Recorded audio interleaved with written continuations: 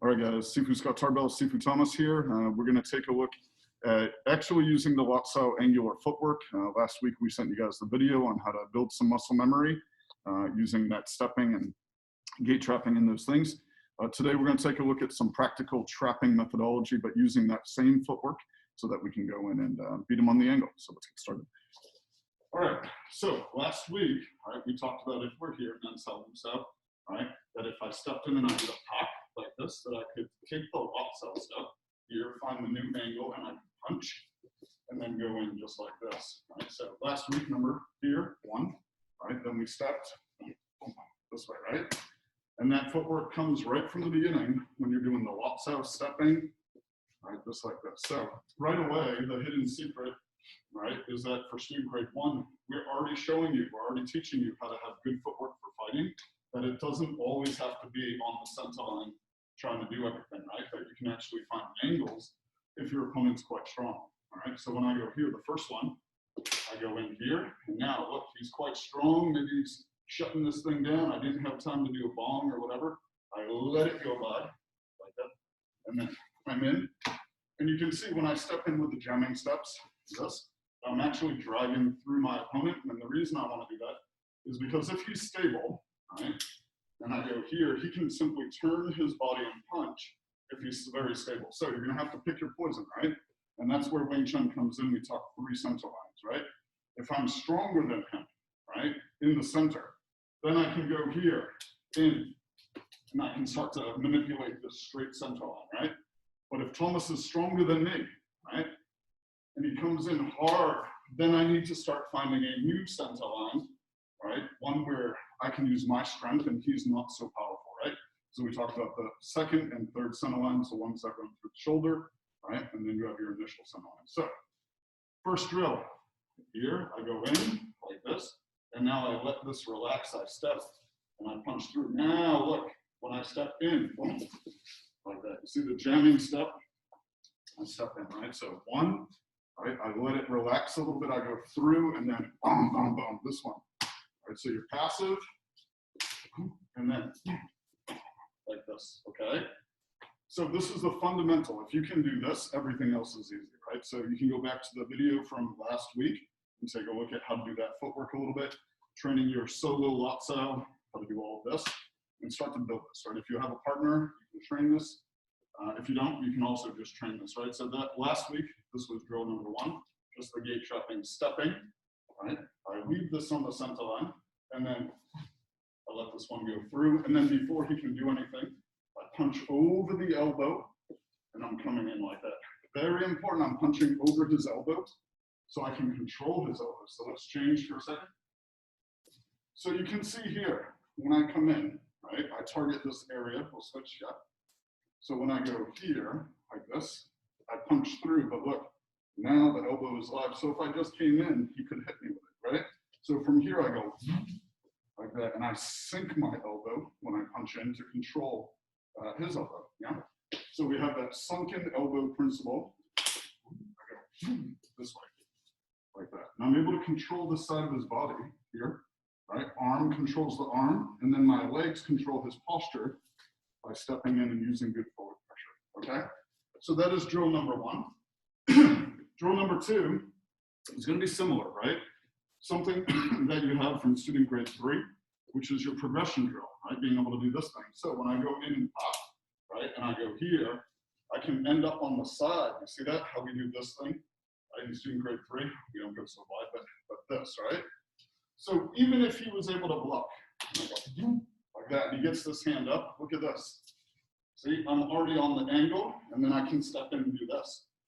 So he's so focused on me in the frontal position that he opens up the angle. So I go here, bongs up, and then I step.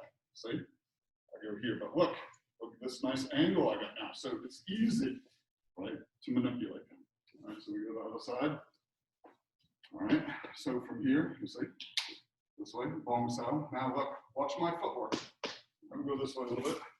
You see, I'm here. Now look at the footwork. He's very powerful. I could stay here and just do this and get into this whole thing with him, or I could go to the side. You see? And now, you see that? It's quite easy, So we'll turn this way just a little bit. right? So I'm always looking for the angle. So I go here, and then look, see this? See, it slides up nice. So that is your second option, right, is to be able to go in, and then instead of just staying in front, maybe I could, right? If I'm very fast, right, or very powerful, right, a big guy, maybe I can stay in front and dominate the center line. But if he's stronger than me and I feel it, right, I never fight force with force. If you like pushing so hard, right, here, then I can go to the side, and look what I give him. See this? So either he'll bring it out, right, and defend proper, or he's going to lack structure and I'll just smash into his face. When he comes out, everything is open like that for me to control. So same principle, finding the angle, right? Not always using the forward center line, but an angular center line. Now, the other place you can find an angular center line is in Shun Kyu, right? So in Shun Kyu, when we go here, we're on the center line, but when I turn, now the center line has moved.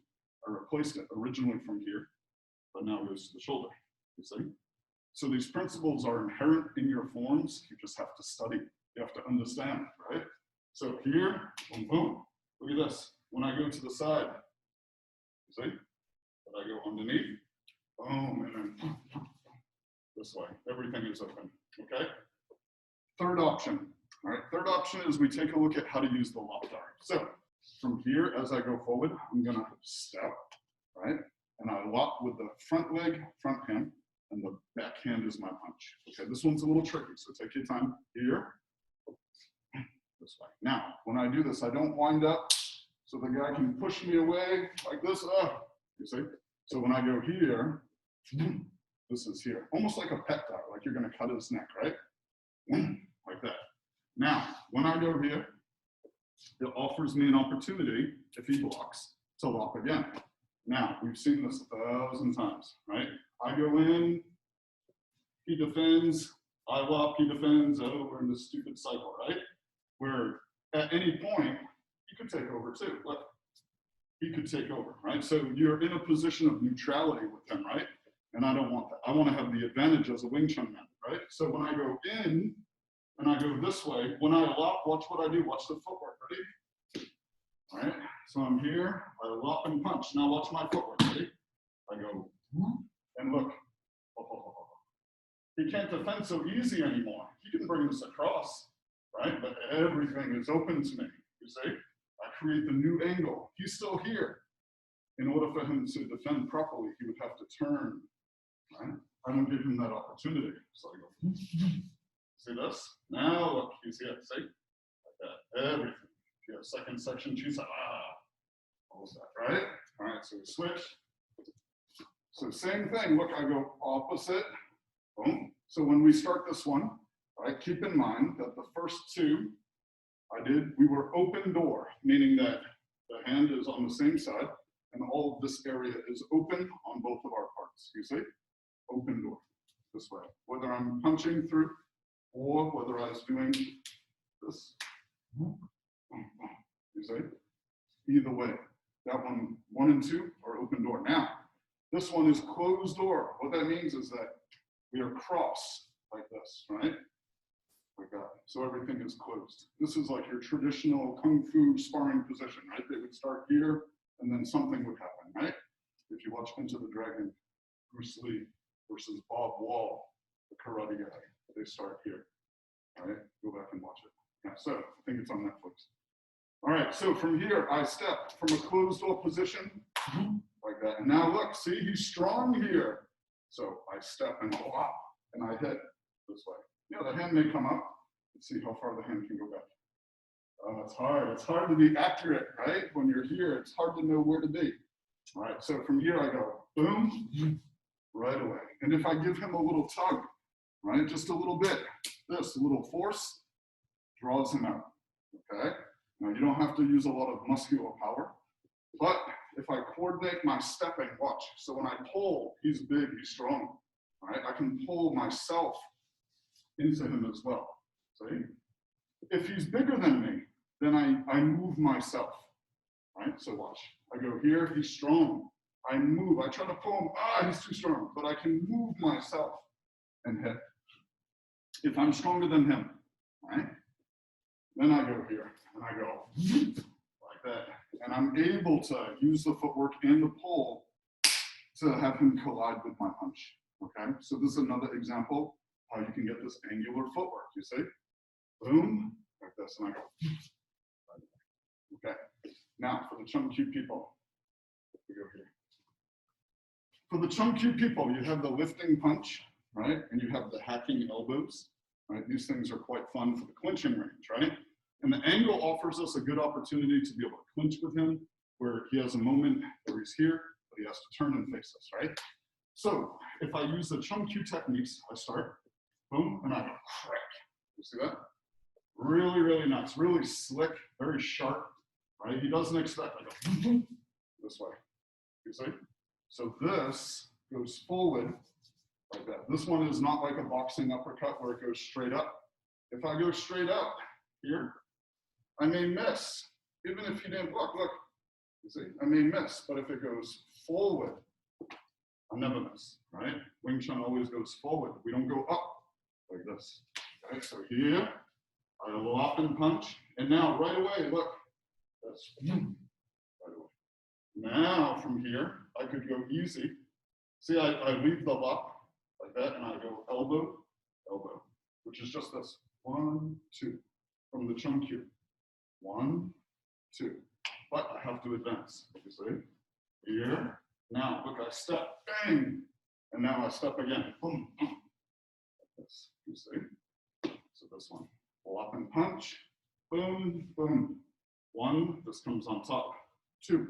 All right, one more time. Here. Bang, bang. Just like that. It comes very sudden, right? Remember, he has only a limited window to be able to turn and face me, right? He has a limited window to get his hand up to protect himself. In Wing Chun, we're always trying to take advantage of those situations, okay? Now, bonus technique. I'll give you one more. Bonus technique, okay? Now, I can use this pulling, this hooking, like this, right? To make it even more furious. Ready? I go boom, crack. Now watch this. The hand that did the lifting punch is gonna pull, and I go, oh, this, crack. See, I pull him into it now, right? Remember, your opponent wants to get away, unless they're a really good in-fighter, right? But most of the time, your opponent wants to get away. If they're a good wrestler, they're a good, you know, maybe in-the-pocket boxer, they're gonna try and stay inside. But like a kickboxer, once you hit somebody, boom, boom, a lot of people freak out, they try to get away. We don't let them get away. We pull, because Wing Chun feels comfortable, in close. This is where I'm safe here. See, I'm safe, I know where he is, I can hit and do all these things, I'm safe. Out here, right, I'm not safe. Maybe I block one, but maybe he hits me with something else, and now we're doing all this like goofy exchange where he hits me, I hit him, and then it's who's tougher, right? I'm not tough anymore, I'm older, right? Getting older, we're all getting older, so we have to fight smarter, right? So when I go here, boom, lifting punch, and look, now I pull his bicep. Let's see. Even his hands up, right? So pop, pop, I go, boom. Even his hands up, look at this. See? He can't be everywhere all the time. One more time, ready?